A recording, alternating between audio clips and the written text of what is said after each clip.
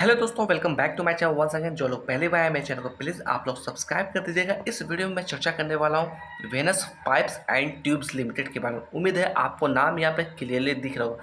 सबसे पहले मैं बात करूँ इसके अंदर लास्ट ट्रेडिंग सेशन के दिन तकरीबन आधे % की गिरावट इसके अंदर नोटिस की गई थी।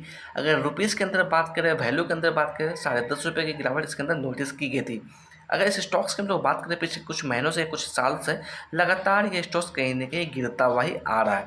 अगर मैं बात करूँ इस स्टॉक्स की फेस वैल्यू के बारे में, तो ₹10 के फेस वैल्यू से ये स्टॉक ट्रेड करता हुआ दिख रहा है। अगर इसकी स्टॉक पी की हम लोग बात करें, स्टॉक पी निकलती हुई आ रही है 29.9। वही कंपेयर करने की कोशिश करें इसे इंडस्ट्री पी से, इसकी वैल्यू निकलती हुई आ रही है 25। तो देखा जाए तो कहीं ना कहीं ये ओवर वैल्यू नज़र आती हुई दिख रही है कंपेयर करें अगर इंडस्ट्री पी से। तो अगर इसके ऊपर हम लोग कर्ज की बात करें, तकरीबन 164 करोड़ का कर्ज है स्टॉक्स के ऊपर। अगर रिटर्न ऑन इक्विटी की बात करें, ये निकलती हुई आ रही है 19.8%। देखिएगा हम लोग आ गए टिकट टिप की वेबसाइट पे। यहाँ पर अगर हम लोग परफॉर्मेंस की बात करें तो परफॉर्मेंस यहाँ पे लो नज़र आता हुआ दिख रहा है। मैं यहाँ पे ऐड ऑन करना चाहूँगा, मैं जो भी डाटा शेयर कर रहा हूँ सारा डाटा पब्लिकली अवेलेबल है। आप चाहते हैं तो खुद से भी चेकआउट कर सकते हैं। मैं किसी भी तरह का बाय और सेल का यहाँ पे रिकमेंडेशन नहीं दे रहा हूँ। अगर इसके अंदर मैं बात करूँ वैल्यूशन की, क्या वैल्यूशन निकलती हुई आ रही है टिकट टिप की तरफ से, तो वैल्यूशन यहाँ पर हाई नजर आती हुई दिख रही है। अगर ग्रोथ की बात करें, ग्रोथ यहाँ पर एवरेज नज़र आता हुआ दिख रहा है। एंट्री पॉइंट की बात करें, एंट्री पॉइंट यहाँ पर गुड नज़र आता हुआ दिख रहा है। तो थोड़ा सा आपको अवेयरनेस के साथ काम करना है स्टॉक्स के अंदर, किसी भी तरीके की जल्दबाजी नहीं करनी है। अगर आपका लॉन्ग टर्म का व्यू है स्टॉक्स के अंदर, तो कहीं ना कहीं इसके फंडामेंटल्स को, इसके क्वार्टर्स को चेकआउट करने की कोशिश करिए। अगर हम लोग बात करें इसके अंदर क्वार्टरली रिजल्ट को लेकर, तो सेल्स की अगर बात करें तो क्वार्टर ऑन क्वार्टर बेसिस पे सेल्स लगातार बढ़ती हुई आ रही है। अगर हम लोग इसके नेट प्रॉफिट की बात करें, तो पिछले साल से इस साल के नेट प्रॉफिट में अच्छा खासा जंप हमें देखने को मिला है। अगर हम लोग क्वार्टर ऑन क्वार्टर बेसिस पे बात करें, तो कहीं ना कहीं नेट प्रॉफिट के अंदर हमें मिक्स सिचुएशन नज़र आती हुई दिख रही है। अगर हम लोग बात करें इसके अंदर फोरकास्टिंग को लेकर क्या रेटिंग्स नज़र आती हुई दिख रही है, तो यहाँ पर देखिएगा सिर्फ और सिर्फ 6 एनालिस्ट ने इसे कवर किया है और 100% की रिकमेंडेशन आती हुई दिख रही है। अगर म्यूचुअल फंड होल्डिंग की हम लोग चर्चा करें, क्या कुछ यहाँ पर होल्डिंग्स के अंदर चेंजेस हमें देखने को मिली है, तो बड़े प्लेयर की हिस्सेदारी बहुत ही कम नज़र आती हुई दिख रही है।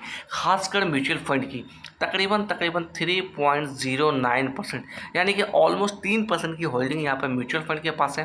प्रमोटर्स होल्डिंग की बात करें, तकरीबन 48% की होल्डिंग है। रिटेलर्स की बात करें, 31.5% की होल्डिंग है। अगर एफ की बात करें, ऑलमोस्ट 6% की होल्डिंग है। अगर हम लोग डी की बात करें, तकरीबन 11.5% की होल्डिंग यहाँ पर नज़र आती हुई दिख रही है।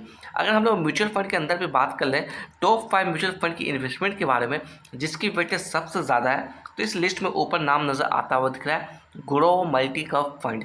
इसकी वेटेज की बात करें 1.42% है।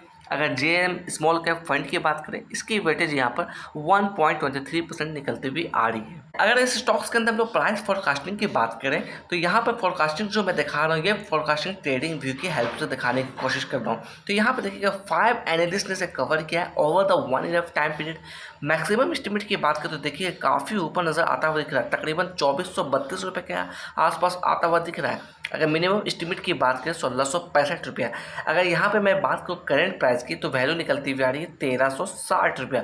तो अगर हम लोग कंपेयर करने की कोशिश करें मिनिमम एस्टिमेट से, तो कहीं ना कहीं अपने मिनिमम एस्टिमेट से नीचे ही ट्रेड करता हुआ दिख रहा है। तो थोड़ा सा आपको अवेयरनेस दिखाना है। एक स्मॉल कैप की कंपनी है, तो आपको थोड़ा रिस्क के साथ काम करना होगा इस स्टॉक्स के अंदर। अगर आप इसके अंदर फ्रेश पैसा लगाना चाहते हैं, तो कहीं ना कहीं अपने फाइनेंशियल एडवाइजर से बात करिएगा, तभी इसके अंदर डिसीजन लीजिएगा। देखिएगा हम लोग आ गए चार्ट में 1 टिकट टाइम फ्रेम मैंने यहाँ पे चार्ट लगा रखा है। सबसे पहले इसके अंदर मैं बात करने वाला हूँ 50 डे मूविंग एवरेज के बारे में। तो इसकी वैल्यू निकलती हुई आ रही है 1358 रुपया। अगर हम लोग बात करें, ठीक अपने करंट प्राइस के आसपास ही ट्रेड होता हुआ दिख रहा है। अगर 200 डे मूविंग एवरेज की वैल्यू की बात करें, इसकी वैल्यू निकलती हुई आ रही है 1488 रुपया। तो यहाँ पे देखिएगा 1 टिकट टाइम फ्रेम मैंने यहाँ पे चार्ट लगा रखा है। सबसे पहले अगर हम लोग बात करें अप साइड में, तो ये जो लेवल्स दिख रहे हैं, ये हमारा पहला रिजेक्शंस लेवल्स आता हुआ दिख रहा है। ये जो आप लेवल्स दिख रहे हैं, ये सारा लेवल्स मैंने इंडिकेटर के हेल्प से ड्रॉ आउट किया है। मैं जो भी लेवल्स बता रहा हूँ सारा इंडिकेटर के हेल्प से ड्रॉ आउट किया, उसी लेवल्स को यहाँ पर चर्चा करने वाला हूँ। तो यहाँ पर देखिएगा, अगर इसके हम लोग रेंज की बात करें, तकरीबन 1485 रुपये का ये रेंज निकलता हुआ आ रहा है। अगर हम लोग बात करें डाउन साइड में सपोर्ट लेवल्स के लिए, तो पहला सपोर्ट लेवल्स कहीं ना कहीं 1280 रुपये के आसपास का होना चाहिए। नेक्स्ट सपोर्ट लेवल्स की हम लोग बात करें, तो ये लेवल्स होना चाहिए। इसकी रेंज की बात करें ₹1152 से लेकर 1200 के आसपास आती हुई दिख रही है। इस तरह का यहाँ पर पैटर्न्स बन रहा है, उस हिसाब से मैं भी कहीं ना कहीं इसके अंदर और प्राइस एडजस्टमेंट हमें देखने को मिल सकती है। मैं किसी भी तरह की श्योरिटी की बात नहीं कर रहा हूँ, सिर्फ और सिर्फ पॉसिबिलिटी की बात कर रहा हूँ। अगर आप एवरेज आउट करना चाहते हैं तो सोच समझ के लेवल्स को देख कर ही एवरेज आउट करिएगा, क्योंकि अगर हम लोग बात करें ऊपर के लेवल से काफ़ी नीचे ट्रेड करता हुआ दिख रहा है, तकरीबन 50% नीचे ये ट्रेड होता हुआ दिख रहा है। तो अगर ऊपर के लेवल पर किसी ने बाई किया हो, उसे काफ़ी लॉस होता हुआ दिख रहा है, और हम लोग उनकी पोर्टफोलियो की बात करें काफ़ी बड़ी लॉस होती हुई दिख रही हुई। तो थोड़ा सा आपको अवेयरनेस दिखाना होगा इस स्टॉक्स के अंदर, और समय समय पे इसके फंडामेंटल्स को भी चेकआउट करते रहिए और इसके क्वार्टर्स को भी चेकआउट करते रहिए।